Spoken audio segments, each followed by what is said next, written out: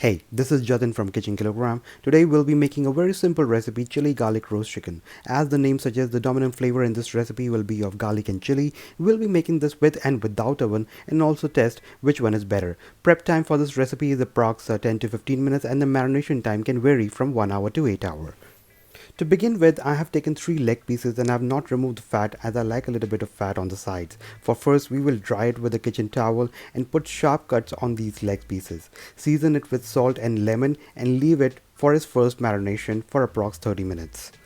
In a separate bowl, take 10 to 15 Kashmiri chili and lots of garlic. You can also use cherry chilies if you want it to be more spicy. I made this earlier with green chili, cherry chili and whole red chili as well. But all of them being too hot dominates the flavor of garlic. So I was sipping more water than actually eating my chicken. So Kashmiri chili was the best choice. I'm adding a few chili seeds to add a little more flavor. Followed by 1 tablespoon of olive oil and 1 teaspoon of malt vinegar in this. Just fill the bowl with hot water till it just have enough steam in it. Cover it and keep it aside till it cools down. Once it is cooled down, transfer this mix into a grinder and make it into a semi-smooth paste. It doesn't have to be very smooth, we just want to have a little bit of texture on our chicken. Once it has a consistency just like this, it is time to apply this paste on our chicken and prep for its second marination. Make sure to cover every part of the chicken and use your hands if possible. Just cover it and keep it in the fridge for about 30 minutes to overnight. And to add more color in my video, I'm preparing mint chutney that goes really well with this chicken.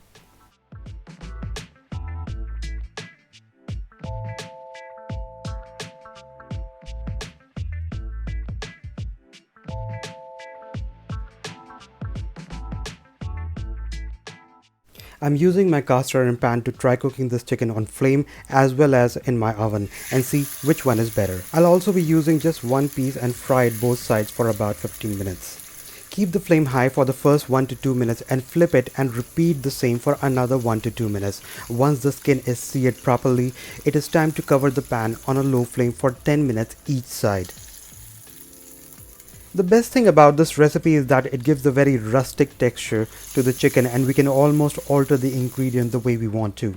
People who love garlic as much as I do can actually taste the garlic in every single bite of it and taste remains in your mouth for some time. The malt vinegar adds a very distinct flavor in it and it smells amazing when you open the cover after the second marination. Right when you start seeing some color in it, make sure to sear the joint as well so that it gives an even texture to the whole chicken leg. Right when it's almost done, I will place the chicken with support of the sides of the pan and let the extra oil flow right to the joints of the chicken. You will soon observe the crackling sound has disappeared. It means it's cooked. We can now place it on a kitchen towel to remove excess oil from it. For the second method, I will be using the same pan and clean it a bit before using it again.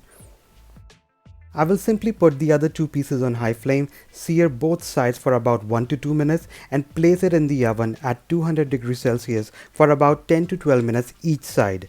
Searing the chicken from outside and then placing it in the oven locks all the juiciness of the chicken and it also helps in giving a good texture when using oven.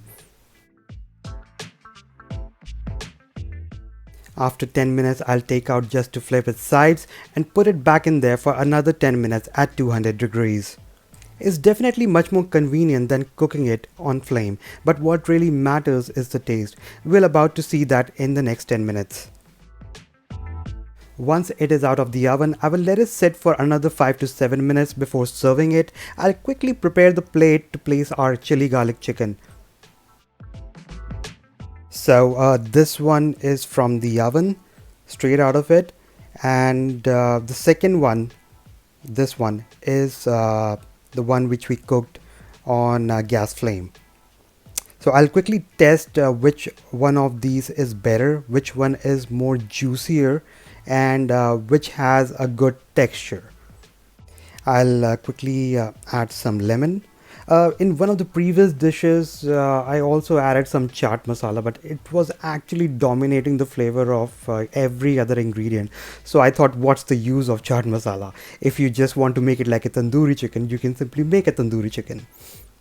So I'm just going to add some mint chutney, and here we go. It's a little bit dry on the inside, but yeah, the outside is very crunchy.